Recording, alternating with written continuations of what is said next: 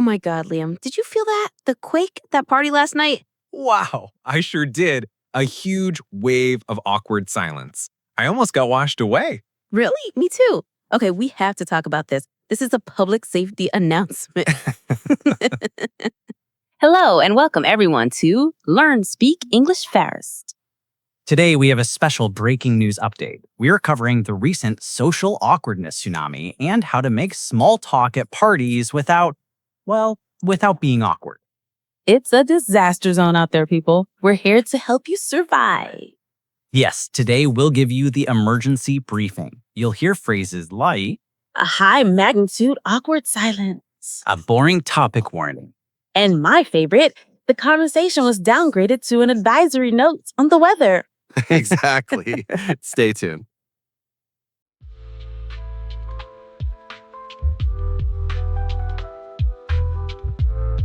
So, you know the host, Chloe? Yeah, work. Oh, okay, cool.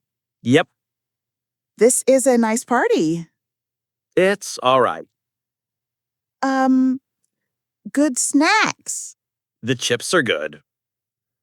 Okay, well, I'm just gonna get another drink. Okay. Ugh, back in the studio. Liam, that was painful. Haha, that was a Category 5 awkward storm right there. You could feel the ground shake. Oh my God, a total disaster. Let's break this down for our listeners. Where did the first tremor hit? The first sign of trouble was the question. So, the host? It's a closed question. The only possible answers are yes or no. Right. It's like building your house right on the fault line. It's going to collapse. Tom answered, yeah, work, and that's it. Conversation over. Exactly. After a closed question, we get the aftershock, the silence. We call that a high magnitude awkward silence. Magnitude 9.0. And then Sarah tries to recover by talking about the party and the snacks. These are what we call low-level advisories. They're safe, but they don't get you anywhere. She was looking for any safe port in the storm, but Tom gave her nothing. He kept giving one-word answers. He wasn't helping to rebuild the conversation. Okay, so what's the emergency procedure here? Let's say you're Sarah. You've asked a closed question. What's your escape route? Your escape route is an immediate follow-up with an open-ended question. These are usually start with who, what, where, when, why, or how. They are your life raft. Got it. So after he says, yeah, work, she could have immediately said, oh, cool. How do you guys know each other from work? What department are you in? Perfect. Now you've issued a real conversation warning. You are forcing him to say more than just yes or no. It's like sitting in the rescue helicopter. And what about Tom? What was his responsibility in this disaster? Tom has a big responsibility. When someone asks you a question, even a closed one, your job is to add a little extra information. We call this offering a lifeline. So instead of just, yeah, work, You could say, yeah, I work with Chloe in the marketing department. We've been working on a big project together for the last 6 months. It's been crazy, but fun. See? wow. Okay, that's not just a lifeline. That's a luxury cruise ship. You just gave her 3 new topics to talk about. Marketing, the big project, and what makes it crazy but fun. And that is how you prevent the tsunami. You stop the earthquake before it starts. Small talk is a team sport. Right, okay, but what if you're really stuck? The conversation is dead. You need to evacuate. Sarah said, I'm just gonna get another drink. That felt a little shaky. It's a classic evacuation route, but it can feel like a panicked retreat. A better way is to make it a positive exit. For example, well, it was really nice to meet you, Tom. I'm going to go say hi to a friend I just saw, but I hope you enjoy the rest of the party. Ooh, that's good. It's friendly, it's polite, and it gives a reason. It's a planned evacuation, not a desperate scramble for higher ground. Could have flown to higher ground with that line. Exactly. You need an evacuation strategy. Another great tool is the FORD method. It's an acronym. FORD, like the car? Does it drive you away from the conversation? It drives you into a better one. It stands for family, occupation, recreation, and dreams. Ah, safe topics. These are pre-approved disaster shelters. Right. Family. Do you have any brothers or sisters? Or if that's too personal, are you originally from around here? Occupation. We saw that with work. Recreation. What do you like to do for fun on weekends? Dreams. Are you planning any travel soon or working on any exciting personal projects? That recreation one is a gold mine. What do you do for fun? Everyone has something to say about that. That can stop a tsunami in its track. And with dreams, you are definitely moving the conversation to higher ground. Precisely. The goal is to move from small talk, which is like the initial warning siren, to a real conversation, which is like getting everyone to safety. Okay, let's do a mini role play. I am a reporter on the scene of a party, and you, Liam, are a social survivor. You just had a successful conversation. Tell me what happened. All right, let's do it. Sir, Liam, I saw you talking to that person for 10 whole minutes. There was no awkwardness, no destructive wave of silence. How did you survive? Well, Luna, it was intense at first. The conversation started with a low-level advisory about the snacks.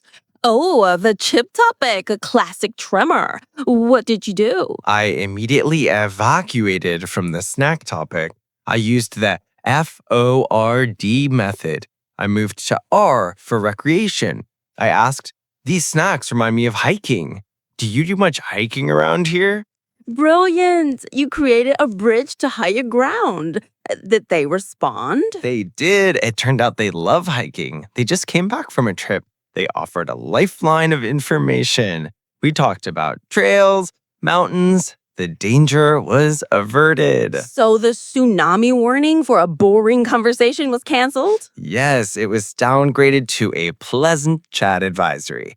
We even moved on to D for dreams. They mentioned wanting to hike in Patagonia. Wow, from a magnitude 7 silence to dreams of Patagonia. That's a rescue story for the ages.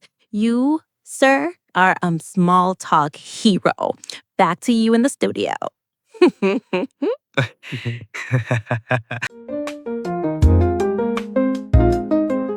Okay, that was fun. Let's recap the 4 key survival expressions from today's social disaster training. Let's do it. First, instead of a closed question, you need to use an open-ended question. It's your best defense. Right. For example, instead of do you like the music, ask what kind of music have you been listening to lately? Number 2, when someone talks to you, try to offer a lifeline. Don't just give a one-word answer. Add a little extra detail. Exactly. If someone asks if you're from this city, don't just say no. Say, no, I moved here 2 years ago for my job. I'm originally from a small town near the coast. Perfect. Number 3, remember the Ford method for safe topics.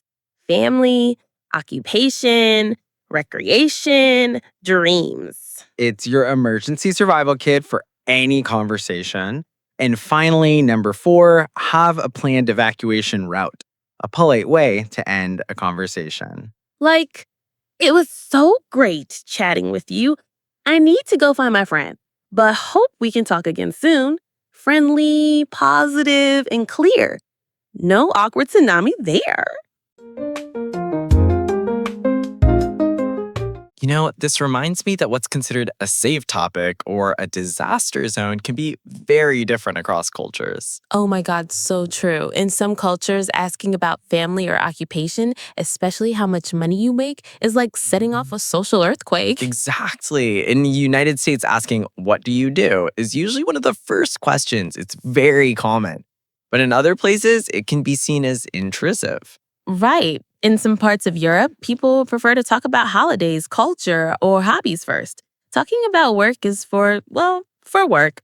And personal questions about age, marital status, or salary are definite no-go zones in many Western cultures, especially when you first meet someone. So the key takeaway is if you are at a party in a new country, maybe your best disaster preparedness plan is to listen first. See what other people are talking about before you jump in. A perfect strategy.